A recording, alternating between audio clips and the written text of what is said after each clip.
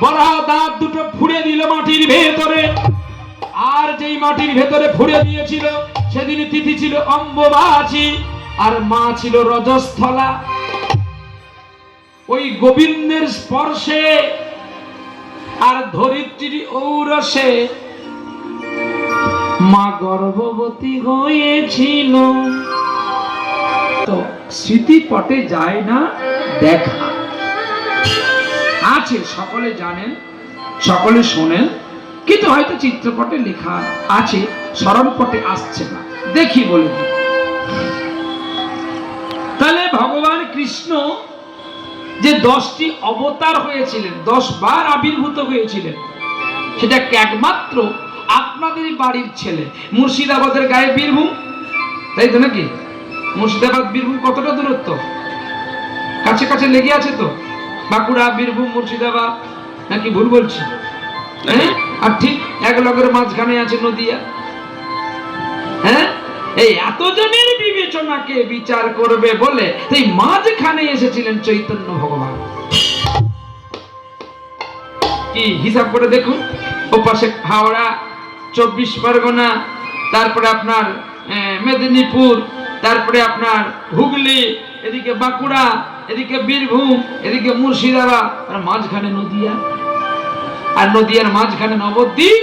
নবদ্বীপের অন্তঃসলিলে জন্ম নিয়েছিলেন চৈতন্য ভগবান, যিনি বৃন্দাবনে রাখালিয়া।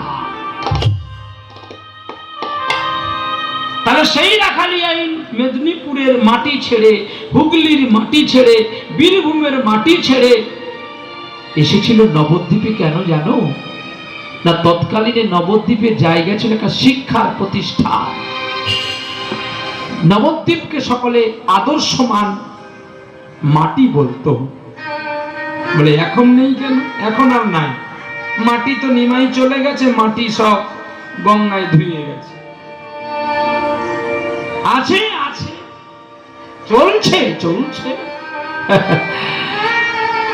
কারোর বাবা মারা গেলে, মা মারা গেলে, সে ছেলের দুর্দশাটা যেমন হয়, সে আর বিদেশি মদ খাবে নয়, চুল্লু খেয়ে খেয়ে মরবে। ঠিক তদ্রূপই চৈতন্য মহাপ্রভু নবদ্বীপ থেকে চলে গেছে, চৈতন্যের চেতনাটাও হারিয়ে গেছে।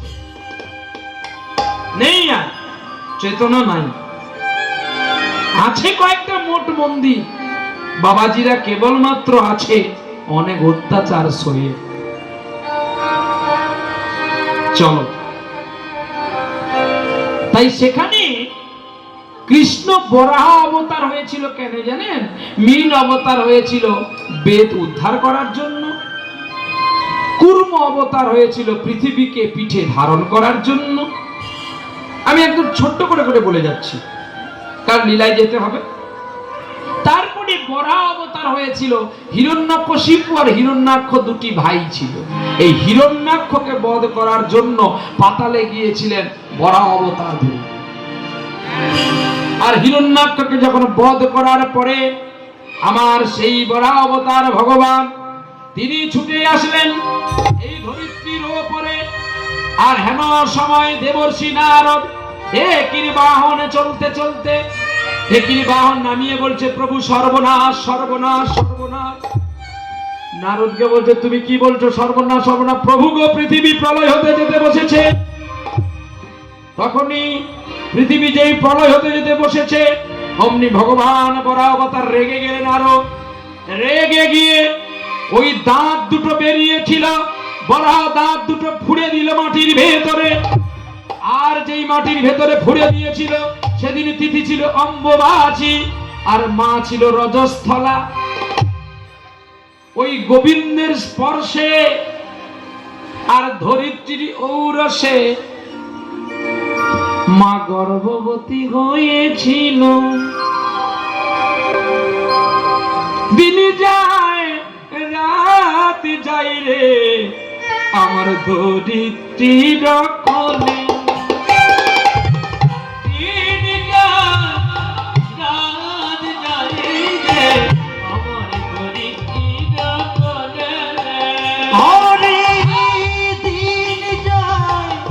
রাত যায় ধরিত্রীর কোলে।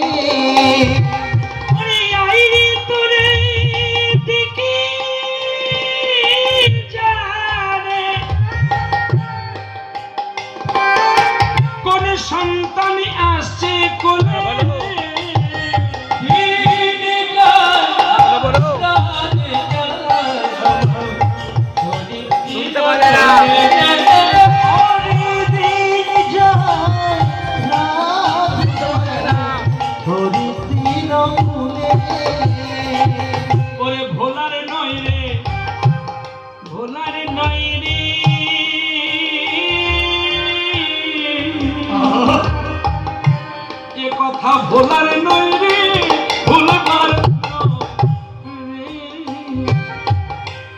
ভোলার নয় রে, ভোলার নয় রে,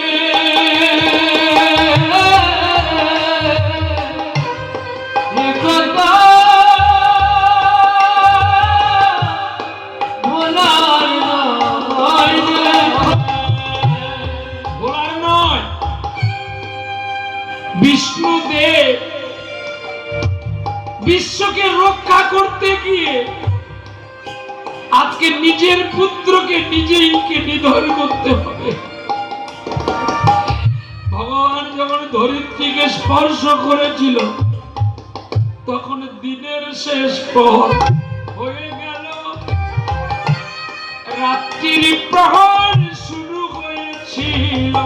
ওই দোকানের মধ্যে ওই মিলন হতে সন্তান অসুর হলো রে।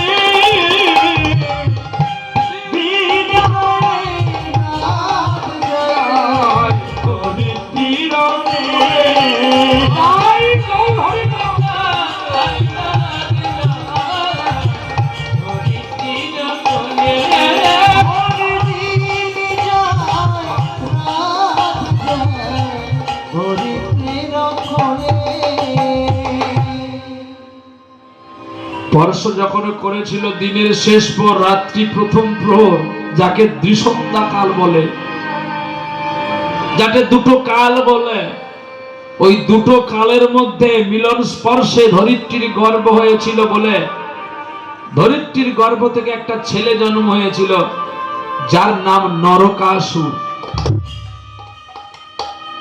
ওই নরকাসুর জন্ম নিয়েছিল মৈথিল দেশে, যাকে আপনারা নাগাল্যান্ড অরুণাচল প্রদেশ বলেন। সেই দেশে জন্ম হওয়ার পরে বড় হলো। একদিন প্রশ্ন করেছিলেন ইন্দ্ররাজকে, স্বর্গে গিয়ে যুদ্ধ শুরু করলো অসুরদের নিয়ে, বলছে আমাদের অমৃত কলসি দাও। ইন্দ্রদেব করজোড় করে নরকাসুরকে বললেন, তোমার বাবা তো ভগবান, আমি তোমার বাবার চাকর, তুমি তোমার বাবার কাছ থেকে অনুমতি আনো, আমি আসন কেন এই সিংহাসন তোমাকে দিয়ে দেব। স্বর্গে থেকে বৈকুণ্ঠে চলে গেলেন নরকাসুর। ক্ষীরোদ সাইতে ভগবান বিষ্ণু শুয়ে আছে, বাবাকে প্রশ্ন করলো, তুমি যদি আমার বাবা তাহলে আমি কেন অসুর হলাম? বাবা বলছে সেটা পরে বলবো খোকা, তুই কিসের জন্য এসেছিস বল। পুত্র বলে উঠলো, প্রত্যেক তো বাবা চাইবে তার পুত্রের মনোবাসনা পূরণ হোক, কিন্তু পুত্র যদি খারাপ আচরণ করে বাবা কি করবে? দু চার ঘা মারবে। কিন্তু ভগবানের বিধান আলাদা। ভগবান কি বলে, আমি তোমাকে জন্ম দিয়েছি, আমি তোমাকে মৃত্যু দিতে পারি, তুমি যদি আমার কথা না মানো পৃথিবীতে আমি তোমাকে নিধন করতে আমার হাতও কাঁপে না। আমি স্বর্গের মর্তের বৈকুণ্ঠের অধিকর্তা হতে চাই। নরকাসুরের কথা শুনে ভগবান বিষ্ণু মৃদু হেসে বলছে, খোকা এই তিন ভূমির দায়িত্ব তুমি নিতে পারবে তো বাবা? ঠিক আছে, আমি তোমাকে দেব, তবে তোমাকেও একটা আমার শর্ত পালন করতে হবে। বলো পিতা, আদেশ করো। দশরথ আদেশ করেছিল রামচন্দ্রকে, রাম বনে গেছে, তুমি আমায় আজ্ঞা করো, আমি যথাজ্ঞা পালন করব। বেশ পুত্র, তাহলে আমার এই আশা পূরণ করো, তুমি এক রাত্রের মধ্যে যদি 16,000 মেয়েকে বিবাহ করতে পারো, আমি তোমায় এই 3 ভুবনে রাজ্য দিয়ে দেব।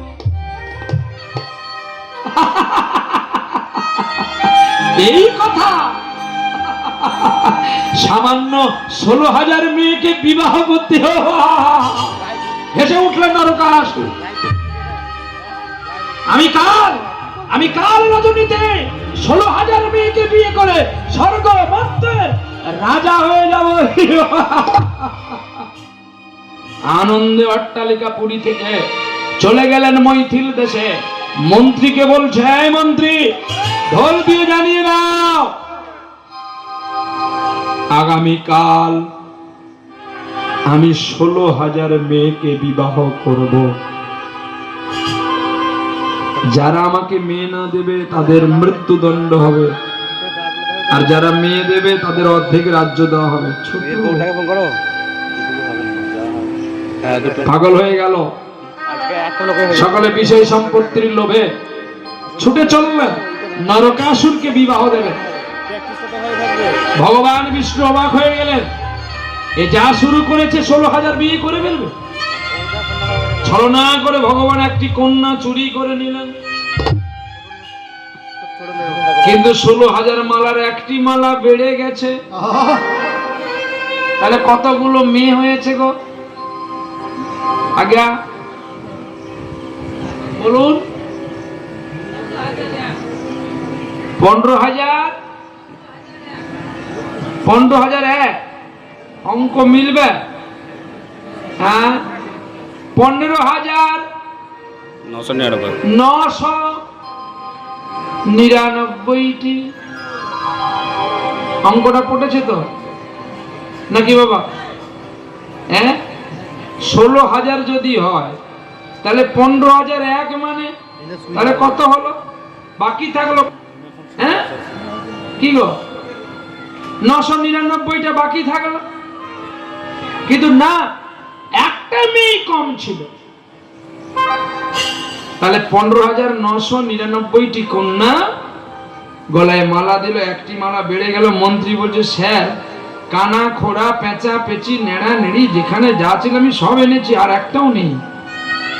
রাজা রেগে গেল, আছে আছে কন্যা আছে, আমি মোহিনী বেশ ধারণ করব, মায়া বেশ ধারণ করব, মায়াবিনী হয়ে ছুটে যাব। কোথায় জানো?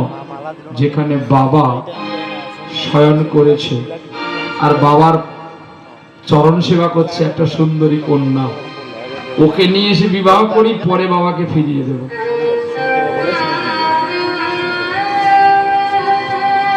আমার সকল দুঃখের ভগবান বিষ্ণু চরণ সেবা করছে কমলা দেবী।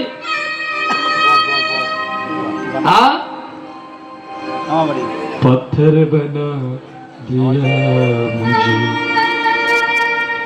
रोने नहीं दिया।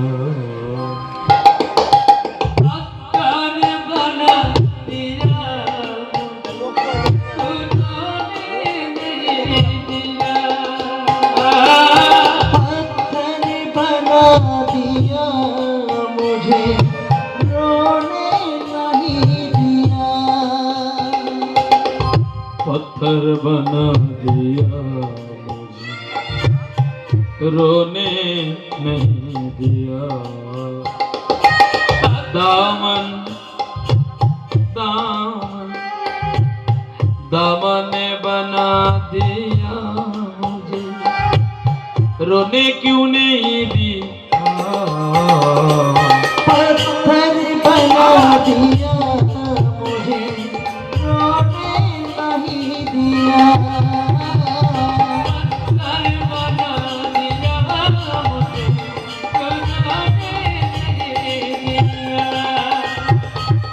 भगवान विष्णु नाम गाइছে, पत्थर बना दिया मुझे, रोने क्यों नहीं दिया। নরকাসুর ছুটে আসলেন, ছুটে এসে সেই নারীটাকে না বলে না কয়ে হাতে নারায়ণ মা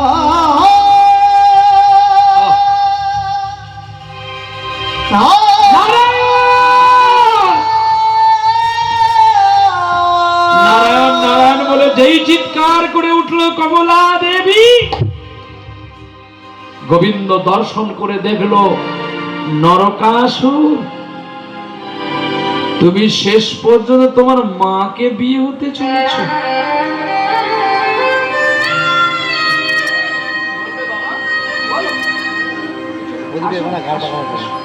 এই ছোট্ট ছোট্ট ছেলেগুলো এই একটা মহৎ আয়োজন করেছিল। আমাদের অনুচিত না হওয়া দরকার। বলছে বাবুজি কোনো চিন্তা করো না, আমরা ছোট হলেও তোমায় কষ্ট দেব না। অনেক ছেলে দেখেছি গো,